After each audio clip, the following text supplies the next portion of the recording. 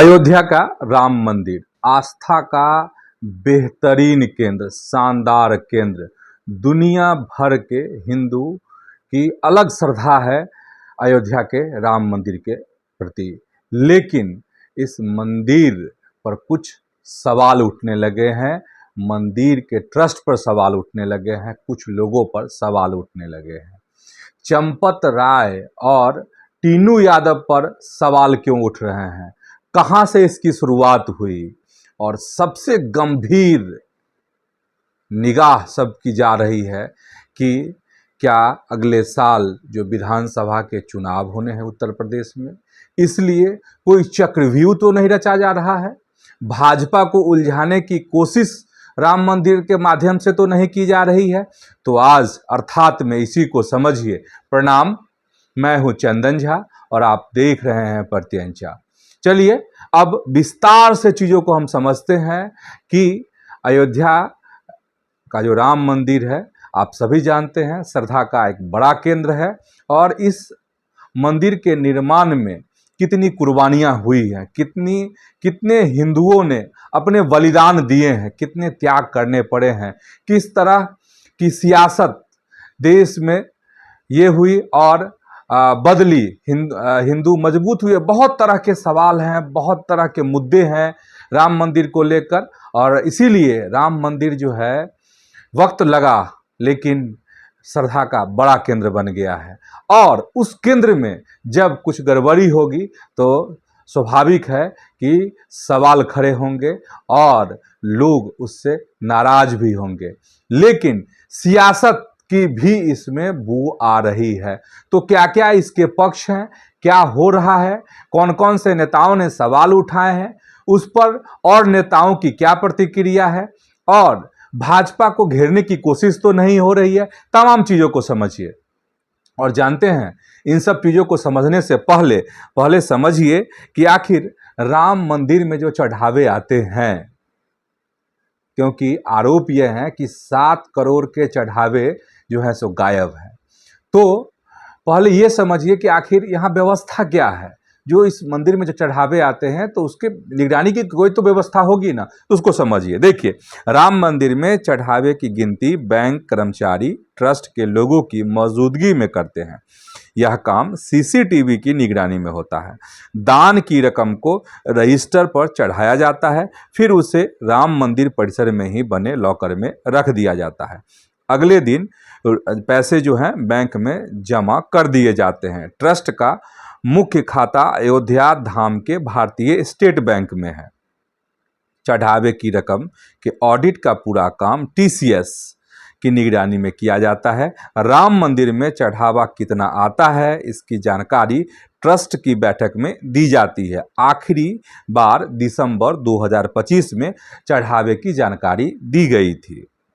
13 दिसंबर 2025 को मंदिर ट्रस्ट की बैठक में जानकारी सामने आई थी कि अब तक ट्रस्ट को कुल 4,575 करोड़ रुपए मिले हैं। पिछले 5 साल 9 महीने में मंदिर निर्माण, श्री राम जन्मभूमि परिसर के विस्तार, जमीन और भवन की खरीद सहित अन्य कई कामों पर 2,475 करोड़ रुपए खर्च किए गए हैं। तब ट्रस्ट के पास लगभग 2100 करोड़ रुपए बचे थे। राम मंदिर में भगवान राम लला की प्राण प्रतिष्ठा 22 जनवरी 2024 को हुई थी। बीते 2 सालों में राम मंदिर की तस्वीर तेजी से बदली है।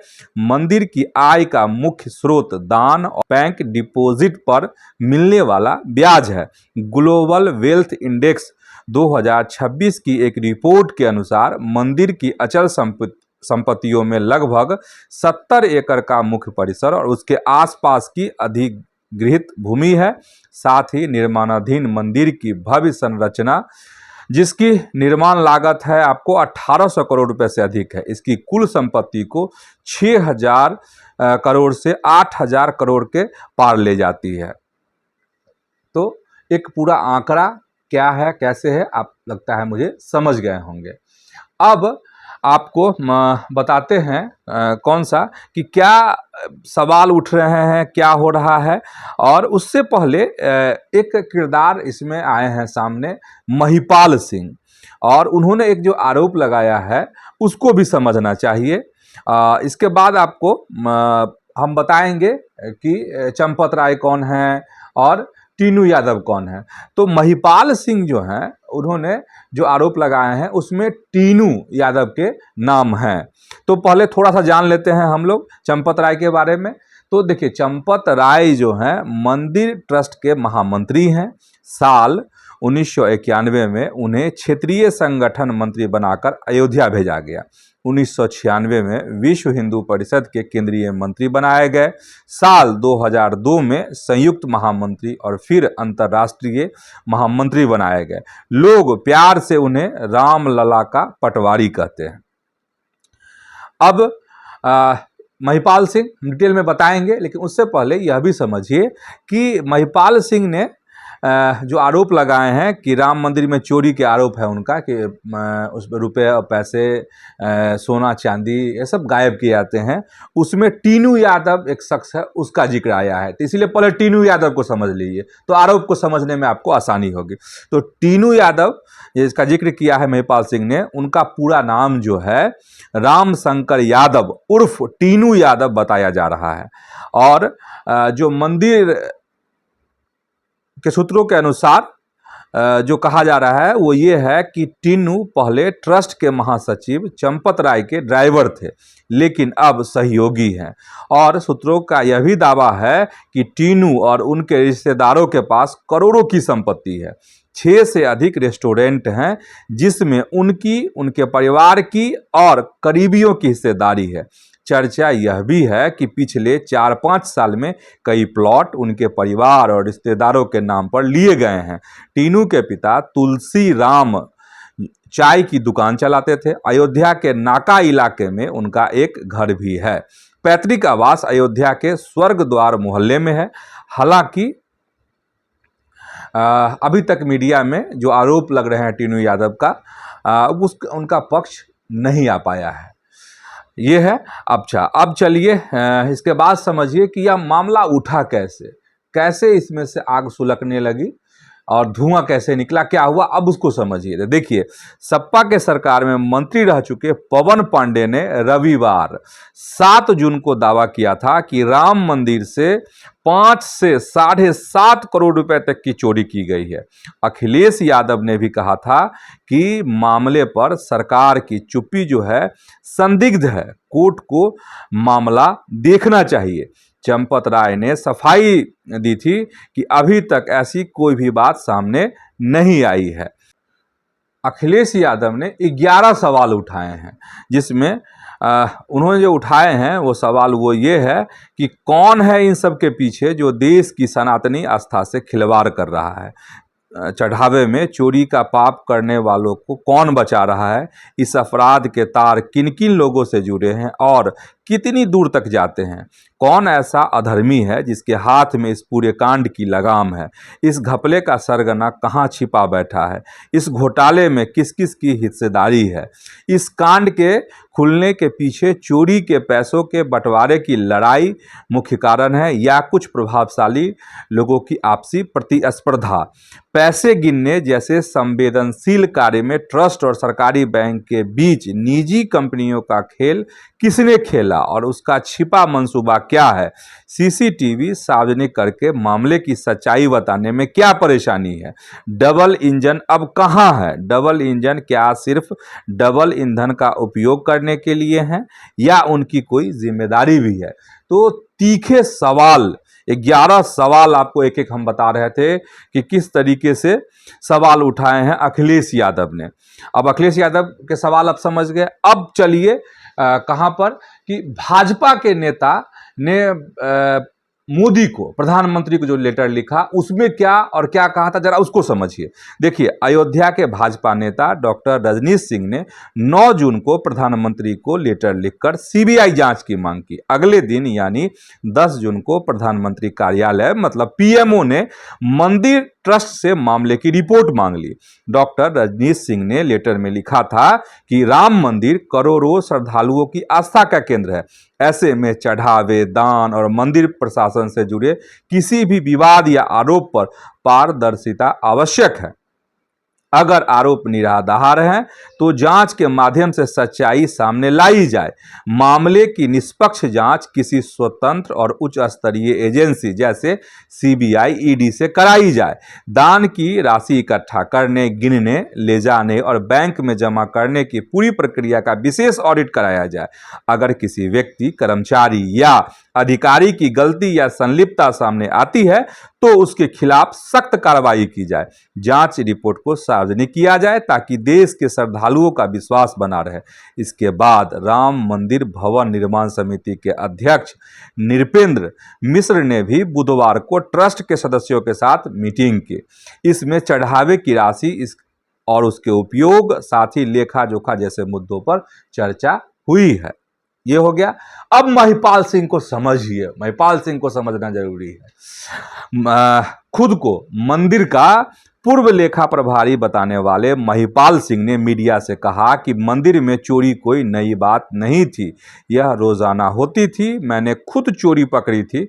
उन्होंने बताया कि इसकी शिकायत राम मंदिर ट्रस्ट के महामंत्री चंपत राय और मेंबर गोपाल जी से की थी। अगले ही दिन चंपत राय ने मुझे हटा दिया। मंदिर में लगे सीसीटीवी कैमरों की 8 महीने पुरानी फुटेज डिलीट करवा दी गई। चंपत राय मंदिर परिसर की व्यवस्थाओं में मनमर्जी चलाते हैं। अगर कोई विरोध करता है तो उसे हटा दिया जाता है। महिपाल सिंह ने और भी बातें कही मीडिया से और कहा कि जब मैं मंदिर में तैनात था तब चढ़ावे में आने वाले सोने चांदी के आभूषणों और बर्तनों का कहीं कोई रिकॉर्ड नहीं था। ये कहाँ जमा होते थे यह सिर्फ चंपत राय और टीनू ही जानते थे। मुझे ऑडिट का काम आता था, इसलिए आरएसएस के कोटे से हमें अयोध्या मंदिर में तैनात किया गया था। राम मंदिर के समर्पण निधि अभियान के दौरान मैं डिपोजिटर था। मेरे अंडर करीब 50 डिपोजिटर काम करते थे। इसके बावजूद मंदिर के लेन देन और चढ़ावे को बैंक में जमा कराने से जुड़े वाउचर पर मेरे हस्ताक्षर तक नहीं कराए जाते थे। इस संबंध में जब मैंने चंपत राय से बात की तो वे कोई जवाब नहीं देते थे। ये है महिपाल सिंह। समझना जरूरी है महिपाल सिंह को। गंभीर आरोप है महिपाल सिंह का चंपत राय पर और वो टीनू पर। ठीक है, टीनू पे भी उन्होंने कहा था कि ये कुछ शक जाहिर किया उन्होंने कि इस पर भी ये गड़बड़ है, इसके किरदार, इसलिए टीनू यादव को आपको हम शुरुआत में बता दिए। अब चलिए, इसको लेकर जो सियासत हो रही है तो उस पर नेताओं की क्या प्रतिक्रिया है, जरा इसको समझिए।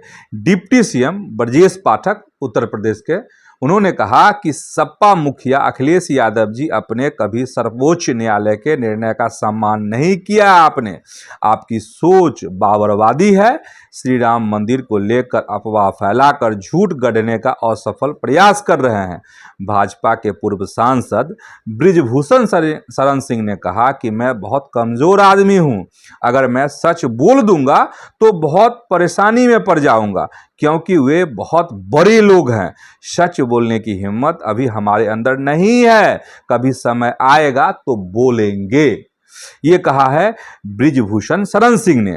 इसके बाद अयोध्या से समाजवादी पार्टी के सांसद अवधेश प्रसाद सिंह ने कहा कि प्रभु श्री राम के मंदिर में करोड़ों रुपए के चढ़ावे में हेराफेरी हुई है, लूट हुई है। ये लूट करने वाले कोई बाहरी नहीं है, लूट करने वालों को जनता जानती है। ये हो गया। वहीं पूर्व कांग्रेस नेता आचार्य प्रमोद कृष्णन ने कहा कि अखिलेश यादव जी और उनकी पार्टी की बात पर यकीन नहीं किया जा सकता है। ये वे लोग हैं जो श्री राम मंदिर के रास्ते में रोड़े अटकाना चाहते थे। ये राम मंदिर का हमेशा विरोध करने वाले लोग हैं। वहीं पर राम मंदिर आंदोलन से जुड़े हुए भाजपा नेता और बजरंग दल के संस्थापक विनय कटियार भी लखनऊ से अयोध्या पहुंचे और उन्होंने कहा कि जिस तरह के आरोप हैं उनकी सच्चाई सामने आनी चाहिए, जांच जरूरी है और मामला जो है करोड़ों लोगों की श्रद्धा और विश्वास से जुड़ा है। तब पारदर्शिता और महत्वपूर्ण हो जाती है। जांच होगी तो वास्तविक स्थिति स्पष्ट होगी। ये तमाम पहलू, तमाम नेताओं की बातें और किस तरह इस पर सियासत हो रही है, किस तरह जो है सो घुमा फिरा कर आरोप लग रहे हैं, ट्रस्ट पर सवाल उठ रहे हैं, चंपत राय, टीनू यादव, जो सब कुछ है सब हमने आपको बता दिए। लेकिन इन सब आरोपों के बावजूद जो है, जो सवाल अब खड़े हो रहे हैं, वो सवाल खड़े हो रहे हैं कि क्या इसमें सही में बड़ी राजनीति है क्या? और बड़ी राजनीति की इसमें से बू इसलिए भी आ रही है क्योंकि अगले साल 2027 में यहाँ विधानसभा के चुनाव होने हैं और राम मंदिर एक ऐसा मसला रहा जो भाजपा को एक बड़ी ऊंचाई पर लेकर गया। इसको बहुत कहने की, बताने की और राम मंदिर जो आंदोलन है उसके बारे में जिक्र करने की अभी ज़रूरत नहीं है, लेकिन बस एक सांकेतिक बता रहे हैं हम। और मुझे लगता है कि संकेत से आप समझ गए होंगे कि राम मंदिर भाजपा के लिए कितना महत्वपूर्ण है। और राम मंदिर के माध्यम से जैसे भाजपा शिखर पर पहुंची, तो कहीं विपक्ष कोई बड़ी साजिश तो नहीं कर रहा कि उसी मुद्दे पर गुलेल चलाकर, उसी पर निशाना लगाकर, उसी पर तीर चलाकर भाजपा की सरकार को धराशायी कर दिया जाए, केंद्र पर सवाल उठा दिया जाए, मोदी पर सवाल उठा दिया जाए, योगी आदित्यनाथ पर सवाल उठा दिया जाए, मंदिर ट्रस्ट पर सवाल उठा दिया जाए। तो ऐसे जिस तरीके से आरोप लग रहे हैं उस तरीके से, और जिस तरीके से आपको अगले साल वहाँ पर उत्तर प्रदेश में विधानसभा के चुनाव होने वाले हैं, तो बहुत सारे सवाल जो हैं आप सबके मन में भी, और इन आरोप, इन बातों से मेरे मन में भी उठ रहे थे और लग रहा है कि इसमें बड़ी सियासत भी हो रही है। तो फिलहाल आज के अर्थात में इतना ही। यूट्यूब पर प्रत्यंचा को आप सब्सक्राइब कीजिए, फेसबुक पर प्रत्यंचा के पेज को आप फॉलो कर लीजिए, और हाँ, वीडियो अगर पसंद आया है तो इसको जरूर आप जो है लाइक कीजिए और शेयर भी कीजिए। धन्यवाद, प्रणाम।